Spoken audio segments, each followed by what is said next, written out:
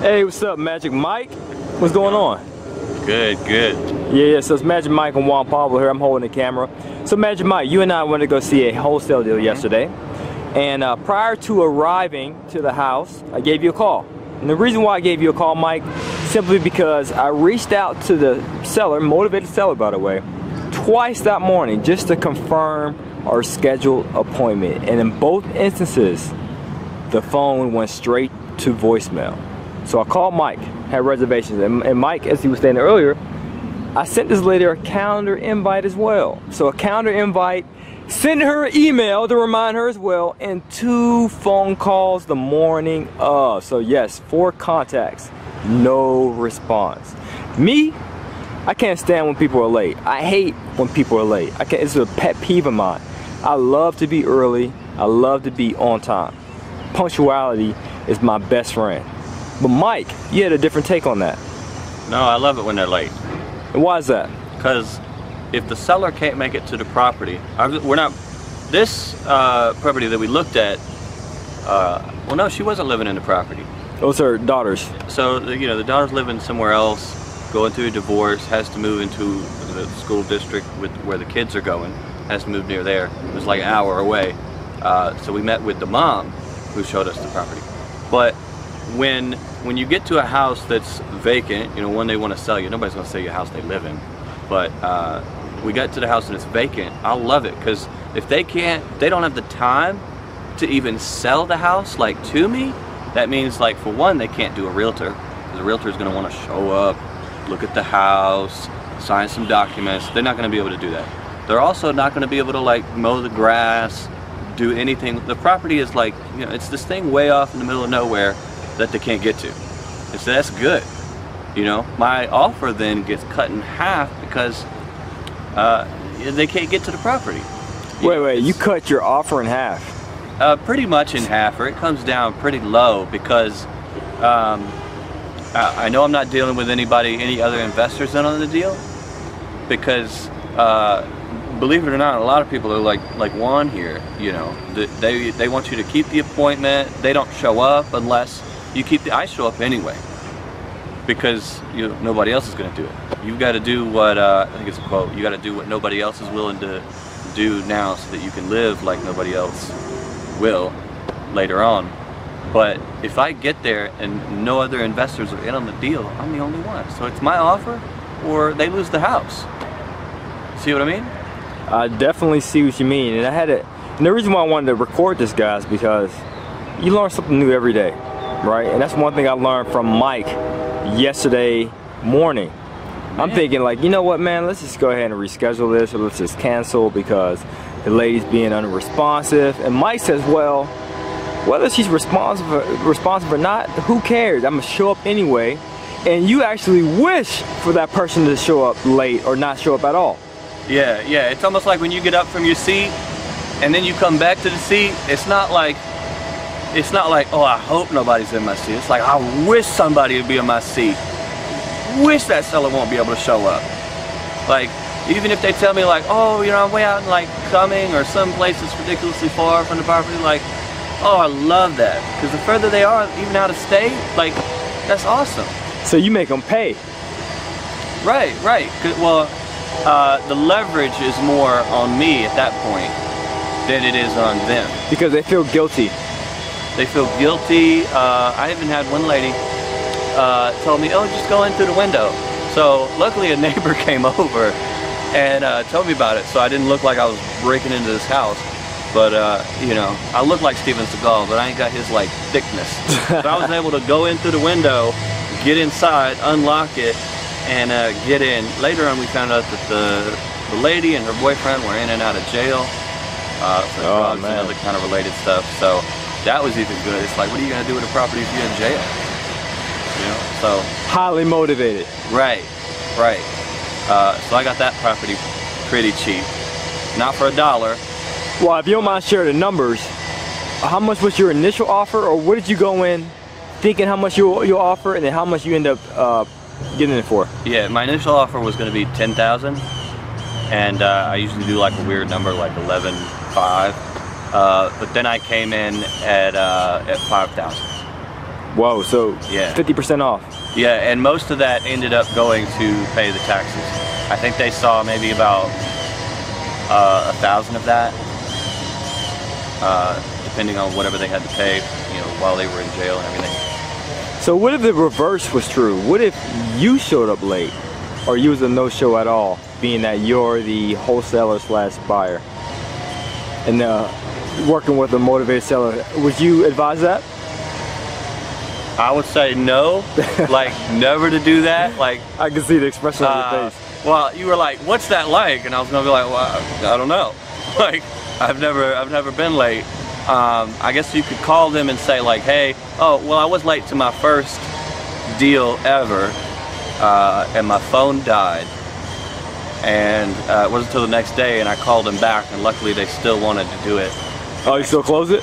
Yeah, I didn't even know where I was. So you got lucky. Yeah, real lucky too, and especially since that was my first deal. But I got lost. I was using my phone for the GPS and it died. Got a charger, didn't work with this device. Thanks, Apple. And so I had to like figure out how to get home with, you know, country bumpkin southern directions. You know, left at the tractor, and if I see, you know, the torn down building, I've gone too far. But I eventually did that deal and I got lucky. But you know, with something in like a good school district, you're not going to get lucky on this twice. Like this is a once a year kind of thing. So if you have an appointment at 8:30 with the seller, and the seller doesn't return your call, text, email, or accepted your calendar invite, what time do you normally show up? I show up when the appointment is, and then I bug them almost like a bill collector. I'll knock on the door, talk to the neighbors. Maybe the neighbor has like their new phone number, or you know, they know where they're at or something. If they're in the property, but they think like, you know, you're a bill collector, you know, or you're someone from the city, you know, maybe you could yell and, "Hey, I'm here to buy the house," and you know, let them know that you're not gonna just walk away. Like, you know, you get to a house and there's dogs barking and you know somebody's there, and they've already talked to you on the phone, like Seeing people through the blinds. Right. When you explain the situation, like the city's gonna take it and give you nothing. You know, and then I'm here, I'm trying to help you, I'm on your side. I'm gonna give you something for it. So once they realize that, they'll come to, or if they need to come back the next day or what, and if they're late that time, I would just mail them a contract. You know, or email it to them, or however you get it. Okay, so what if it's a no-show and you're at the house? What kind of tactical work do you do? Well, first I see if I can get into the property. Sometimes when it's a no-show, half the time they're probably lazy. If they have a lockbox on it, they're usually an investor. They're not a good one, obviously, or they wouldn't be calling you. But they've got a lockbox on it. They're, you know, you get the lockbox code. You can see the inside of the property. They're usually trying to shop it around.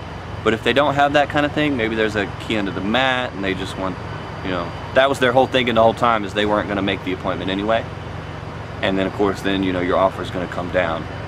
So those are some key things to do, and that you could see. And it's always good because I know my offer is going to come down. I'm gonna make more money. I can still sell it for the same price I was going to. You know, I just come in with a lower acquisition. What does this guy think he doing, man? We can go ahead. That's how I would rob. Yeah, save that for the behind the scenes. Right. Yeah, so watch out for Hollywood. He's gonna have some behind the scenes on how we make videos. Right, you're living up to that name. At 100% financed. All right, Mike, so you do some tactical work, but what do you do afterwards, after you leave the property? Assume it's a no-show. Yeah, so normally I've got paper contracts in my market. That seems to work better. I get there quicker than emailing them something, or DocuSign, or one of those. Right. Yeah, one of those sending electronic contracts. Signatures, yeah. I can pull out a contract and get the deal done right then and there, take it down to the city and go from there, which I'd rather do. If not, then I'll mail it, depending on how country bumpkin they are. So you do the old school way based upon how you think the client is. Right. The client's old school, you're going to mail a paper contract. That's my bread and butter client, is, you know, 65 and older, and they don't do texting, email. No DocuSign, no apps. No. Yeah, and I even have... Probably got AOL, for the internet provider. Yeah, if y'all remember that. America Online. They turn that on and walk away, come back 15 minutes later. Hopefully you're online. Right. But there's a new service I found. I forgot the name of it, but they'll actually, you send a DocuSign, and somebody like there in that city in another state can actually print that out. They will go find the seller who's like probably old, and they will hand them the document and get them to sign it. They will then fax it back. Whoa, that's like kind of like getting sued. You know, when someone offers you a subpoena? Yeah, it was probably. Not saying that I've actually been sued, but that's what it looks like. Yeah. Well, how do you know? Right. But it's somebody probably did that, and it's like, why don't we do that's this ingenious though. Yeah, so you can, the state like Fort Worth. That's what I used to have in New Jersey. I used to have a notary on the go. That was his name, Notary to Go. And he would come to my house when I was buying a property in Pennsylvania and I lived in New Jersey. He would come to my house, sit in my kitchen on the dining room table, and he would just, hey, notarize here, notarize here, notarize here, and then he'll mail it out for me. Yeah. People think you have to be in like an office to be in a closing, but you don't really. He would just come to your house just for like closing and stuff like that. It's the Uber of Airbnb of closings. Right, of closings, right. Right, everything's the Uber of something. All right, so if you go to the property, it's a no-show, you scope out the property, then you leave, and based upon the demographic, generally with your demographic, you do it old school way, you mail out a contract. Yeah, because I'll get them, if the property is way off in the distance, it's also not that in their mind. So when you give them the contract, they're just like, whatever, sign it. They don't really focus on it like if it's, like this lady in Walton is probably going to do. But, it's just something they don't even care about. It's already gone in their mind, and that's what them not showing up the property lets you know, is that they don't care about the house. So if they don't care about the house, they don't care about how much they're going to get for it. They probably assume that they're not going to get anything for it. And I hear people like, dang, smart. So that's how you made the magic happen, huh? You understand the psychology of people. Right. How to win friends and influence people. Yep, Dale Carnegie. That's what's up, Mike. So, what else do you provide outside of just this knowledge about no-shows in real estate? I provide accountability. I provide one-on-one coaching, deal analysis, trust falls. So if you've got like some real estate problems, you can fall back and I'll catch you, and I'll guide you through any questions, anything like that, step by step. Exactly what I do here, what I do in Fort Worth, what I do in Orlando.